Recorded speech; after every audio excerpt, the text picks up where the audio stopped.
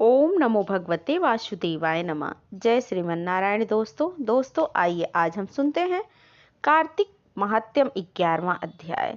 जय श्री राधा कृष्ण। कार्तिक मास में स्नान, दान, तप, होम, उपवास करने से भयानक पापों का नाश हो जाता है और जीव को उत्तम गति मिलती है। जब थोड़े कर्मों से महापुण्य मिल रहा है तो इसका लाभ क्यों न उठाएं। प्रेम से बोलिए कार्तिक मास के ठाकुर जी की जय हो, विष्णु भगवान की जय हो। कार्तिक मास महात्म्य के 10वें अध्याय में हमने जलंधर के अंत और तुलसी महारानी के वृक्ष रूप में आने की बहुत सुंदर पावन कथा का श्रवण किया था। अब आज इस अध्याय में 11वें में हम कार्तिक माह और एकादशी व्रत के महत्व को जानेंगे। क्यों कार्तिक इतना पुण्यदायी है, क्यों एकादशी भगवान को इतनी प्रिय है। शुरू करते हैं जिसको जप कर जीव भवसागर से पार, कार्तिक मास के 11वें अध्याय को। बोलो कार्तिक मात्यम की जय हो, कार्तिक के ठाकुर जी की जय हो, राई दामोदर की जय हो। राजा पृथ्वी ने श्री नारद जी से पूछा, हे मुनि, कार्तिक मास तथा एकादशी तिथि सबसे उत्तम क्यों मानी गई है। तब नारद जी कहने लगे, राजन, जो प्रश्न तुमने आज मुझसे पूछा है वही प्रश्न एक समय श्री सत्यभामा जी ने श्री कृष्ण से पूछा था, और जो कुछ उत्तर श्री कृष्ण ने सत्यभामा को दिया था वही मैं तुमसे कहता हूँ, ध्यान पूर्वक सुनो।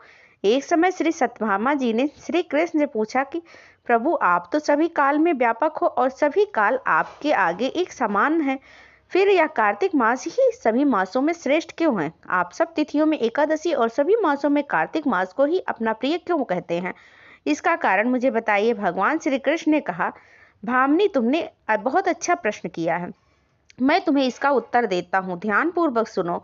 हे प्रिय, समुद्र का पुत्र शंख नाम का एक दैत्य था। वह राक्षस बहुत बलवान और अत्याचारी हो गया था। उसके अत्याचारों से तीनों लोकों में त्राहि त्राहि मच गया था। उस शंखासुर ने स्वर्ग में निवास करने वाले देवताओं पर विजय प्राप्त कर इंद्रादि देवताओं और लोकपालों के अधिकारों को छीन लिया। इससे भयभीत होकर समस्त देवता अपने परिवार के सदस्यों के साथ सुमेरु पर्वत की गुफाओं में बहुत दिनों तक छिपे रहे। उसके बाद वो निश्चित होकर सुमेरु पर्वत की गुफाओं में ही रहने लगे। उधर जब शंखासुर को इस बात का पता चला कि देवता आनंद पूर्वक सुमेरु पर्वत की गुफाओं में निवास कर रहे हैं, तो उसने सोचा कि ऐसी कोई दिव्य शक्ति अवश्य है जिसके प्रभाव से अधिकारहीन यह देवता अभी भी बलवान। और सोचते सोचते वह निर्णय पर पहुंच गया कि वेद मंत्रों के बल के कारण ही देवता बलवान हो रहे हैं। यदि इनसे वेद छीन लिया जाए तो यह बलहीन हो जाएंगे। देव ऋषि नारद बोले, ऐसा सोचकर शंखासुर भगवान विष्णु को सोते हुए देखकर सत्यलोक में वेद चुराने के लिए पहुंच गया। उसको आता देखकर भगवान विष्णु ने उसकी नियति जानकर बीज मंत्रों के साथ समुद्र के जल में प्रवेश किया। राक्षस शंखासुर भी वेद मंत्रों तथा बीज मंत्रों को ढूंढता हुआ समुद्र में पहुंचा, लेकिन न तो उसे वेद मिले और न ही बीज मंत्र मिले। जब शंखासुर सागर में से निराश होकर वापस लौटा तो उस समय ब्रह्मा जी पूजा की सामग्री लेकर सभी देवताओं के साथ भगवान विष्णु की शरण में पहुंचे और भगवान को गहरी निद्रा में से जगाने के लिए गाने बजाने लगे। धूप दीप गंध आदि से बारंबार उनका पूजन करने लगे। धूप दीप नैवेद्य आदि अर्पित किए जाने पर भगवान की निद्रा टूट गई और देवताओं सहित ब्रह्मा जी को अपना पूजन करते हुए देखकर बहुत प्रसन्न हुए और कहने लगे, मैं आप लोगों से इस कीर्तन मंगलाचार से बहुत प्रसन्न हूँ। आप अपना अभीष्ट वरदान मांगिए, मैं अवश्य ही उसे दूंगा। जो मनुष्य अश्विनी शुक्ल की एकादशी से देव उठनी एकादशी तक ब्रह्म मुहूर्त में उठकर मेरी पूजा करेंगे, उन्हें तुम्हारे ही भांति मेरे प्रसन्न होने के कारण सुख की प्राप्ति होगी। आप लोग जो पाद अर्थ आचमन और जल आदि सामग्री मेरे लिए लाए हैं वे अनंत गुणों वाली होकर आपका कल्याण करेगी। शंखासुर द्वारा हरे गए संपूर्ण वेद जल में ही स्थित है। मैं सागर पुत्र शंखासुर का वध करके उन वेदों को अभी लाए देता हूँ। आज से मंत्र बीज और वेदों सहित मैं प्रतिवर्ष कार्तिक मास में जल में ही विश्राम किया करूंगा। अब मैं मत्स्य रूप में धारण करके जल में जाता हूँ। तुम सब देवताओं भी मुनीश्वर सहित मेरे साथ जल में आओ। कार्तिक मास में जो शेष मनुष्य प्रातः काल स्नान करते हैं वे निश्चित ही अच्छे फल पाते हैं। हे देवेंद्र, कार्तिक मास में व्रत करने वालों को सब प्रकार से धन, पुत्र पुत्री आदि देते रहना और उनकी सभी आपत्तियों को से रक्षा करना।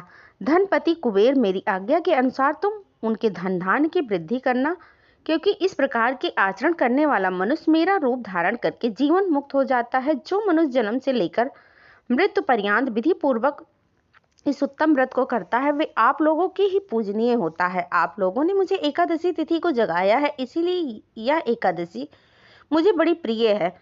हे देवताओं, यह दोनों व्रत नियम पूर्वक करने से प्राणी मेरे समीप पहुँचते हैं। इन व्रतों के करने से जो फल मिलता है वह अन्य व्रतों से नहीं मिलता। इसीलिए हर मनुष्य को सुखी और निरोगी रहने के लिए कार्तिक महात्म्य और एकादशी कथा सुनते हुए नियमों का पालन करना चाहिए। नारद जी बोले। ऐसा कह के भगवान विष्णु ने मछली का रूप धारण किया और विंध्याचल पर्वत पर तप कर रहे महर्षि कश्यप की अंजलि के जल में जा पहुंचे। महर्षि कश्यप ने दया करके उस मछली को अपने कमंडल में रख लिया। जब उसने बहुत बड़ा रूप धारण किया तो उन्होंने उसे कुएं में डाल दिया। जब वो मछली कुएं में भी ना समा सकी तो उन्होंने उसे तालाब में डाल दिया। जब वो तालाब में भी ना आ सकी तो उन्होंने उसे समुद्र में डाल दिया। वो मछली वहां भी बढ़ने लगी। फिर मत्स्य रूपी भगवान विष्णु ने इस शंखासुर का वध किया और शंखासुर को हाथ में लेकर बद्री वन में आ गए। बद्री नारायण में आकर उन्होंने संपूर्ण ऋषियों को बुलाकर इस प्रकार आदेश दिया, हे मुनीश्वर, तुम जल के भीतर बिखरे हुए वेद मंत्रों की खोज करो और जितना जल्दी हो सके उन्हें सागर के जल से बाहर निकाल लाओ।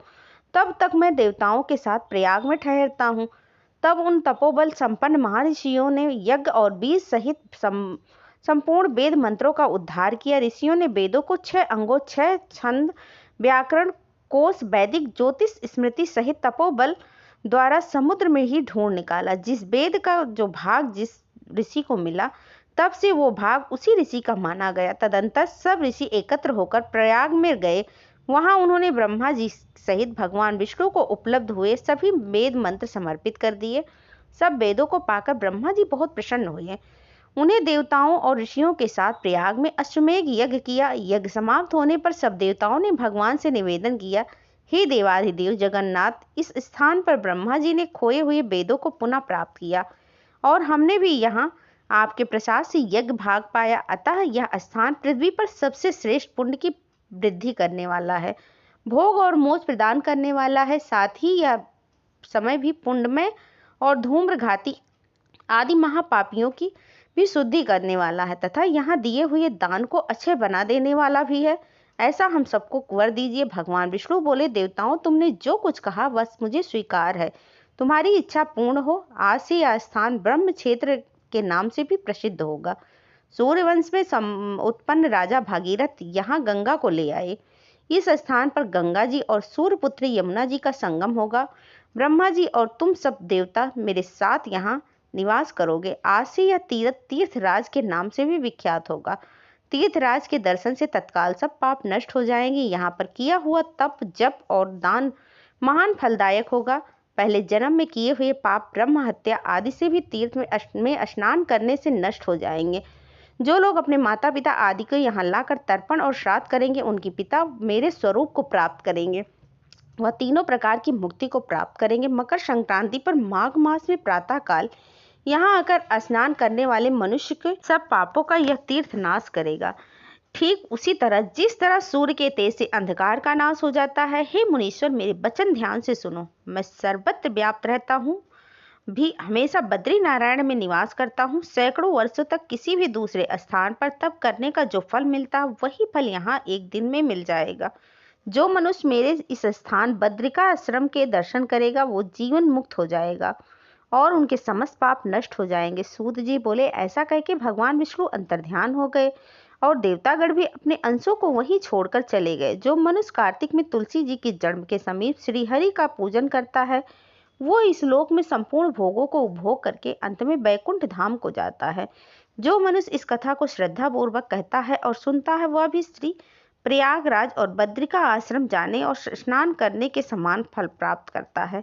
इसके बाद सूत जी कहने लगे, अब सब व्रतों के उत्तम व्रत और मोक्ष के देने वाली एकादशी के व्रत के महात्म्य को सुनो। एकादशी तिथि कृष्ण पक्ष की हो या शुक्ल पक्षी, अन्न नहीं खाना चाहिए। जो एकादशी को अन्न खाता है वह पापों का भक्षण करता है। एकादशी का व्रत माता के समान उसकी रक्षा करता है। एक दशमी और द्वादशी को ही एक समय ही भोजन करना चाहिए। नारद जी बोले, गंगा के समान तीर्थ नहीं, माता के समान गुरु नहीं, विष्णु के समान देव नहीं, अन्न न खाने के समान तप नहीं और शांति के बराबर सुख नहीं, सत्य के बराबर ज्योति नहीं, कार्तिक के समान कोई मास नहीं। एकादशी व्रत करने वाला सुबह जल्दी उठकर भगवान का पूजन करे, पुराणों की कथा सुने, एकादशी की रात को जागरण करे। नारद जी कहने लगे, राजन, अब एक प्राचीन इतिहास सुनो। नर्मदा नदी के तट पर गलभ ऋषि का अति सुंदर आश्रम था। ऋषि गलभ बद्रीशील नाम का एक पुत्र था जो विष्णु का परम भक्त था। वह बालकों के साथ भगवान की मूर्ति बनाकर पूजन किया करता था, साथ ही बालकों को उपदेश भी दिया करता था। वह भी भगवान का पूजन करे तथा एकादशी का व्रत करे। बालक भी उनके उपदेश सुनकर वैसे ही किया करते थे। अपने पुत्र के चरित्र को देखकर एक समय उसके पिता कालव ऋषि ने उससे पूछा कि भद्रशील, तुम सदैव भगवान विष्णु की पूजा क्यों करते हो? यह उपदेश तुमको किसने दिया था? यह बात सुनकर भद्रशील कहने लगे, पिताजी, आपको अपने पूर्व जन्म का वृतांत सुनाता हूँ। पहले जन्म में मेरा जन्म चंद्रवंश में हुआ था। धर्म कीर्ति मेरा नाम था। दत्तात्रेय जी से मैंने दीक्षा ग्रहण की थी। मैंने 1000 वर्ष तक राज्य किया। उस काल में मैंने अनेक धर्म और पापों के कर्म भी किए, परंतु दैववश में बुरी संगत में पड़ गया और वेद मार्ग छोड़कर पाखंड मार्ग पर चल पड़ा। मेरे इन आचरणों को देखकर प्रजा भी पाप के कर्म करने लगी। इस प्रकार धर्मशास्त्रों के अनुसार प्रजा के पाप का छठा भाग मुझको भी मिलने लगा। एक दिन हम शिकार खेलने के लिए वन में गए हुए थे। वहां हम पूरा दिन भूखे प्यासे ही रहे। शाम को कुछ नहीं मिला। घूमते फिरते हम मार्ग भी भूल गए और शाम को नर्मदा नदी के किनारे पर पहुंच गए। उस दिन एकादशी का व्रत होने के कारण वहां पर एकादशी अनेक वैष्णव भगवान का कीर्तन कर रहे थे। मैं भी भूखा प्यासा रहकर रात भर वहीं पड़ा रहा, मगर प्रातः होते ही भूख प्यास से दुखी हो मेरे प्राण निकल गए। उसी समय यमराज के दूत मुझको पापी समझकर मारते पीटते यमराज के पास ले गए। चित्रगुप्त ने विचार करके कहा कि यह बहुत बड़ा पापी है, परंतु इसने एकादशी का व्रत किया था, इसी से इसके प्राण निकल गए। इस प्रकार इसके समस्त पाप खत्म हो गए हैं। यह सुनते ही यमराज तत्काल अपने सिंहासन से उठ खड़े हुए और बोले, क्षमा करना, हमसे भूल हो गई है। साथ ही वो मुझे बार बार नमस्कार भी कर रहे थे।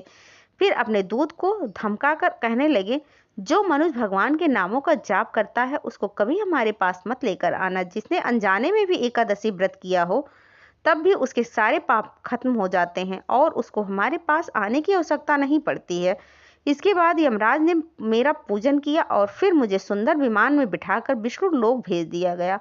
हजारों वर्षों तक इंद्रलोक तथा विष्णु लोक में रहने के बाद अब मैंने यहाँ पर जन्म लिया है। इसीलिए ही पिताजी, मुझे अपने पिछले जन्म का स्मरण है। इसीलिए मुझे पता है कि भगवान विष्णु की पूजा पाठ एकादशी व्रत में हमें मोक्ष दे सकती है। अपने पुत्र के पिछले जन्म की कथा सुनकर ऋषि गालव और नतमस्तक हो गए। इसके बाद नारद मुनि बोले, जो कोई इस कथा को पढ़ता है या सुनता है उसके सभी पाप नष्ट हो जाते हैं। बोलो लक्ष्मी नारायण भगवान की जय हो। कार्तिक मास महात्म्य अध्याय 11वां समाप्त हुआ। प्रेम से बोलिए कार्तिक मास के ठाकुर जी की जय हो। राय दामोदर की जय हो। विष्णु भगवान की जय हो।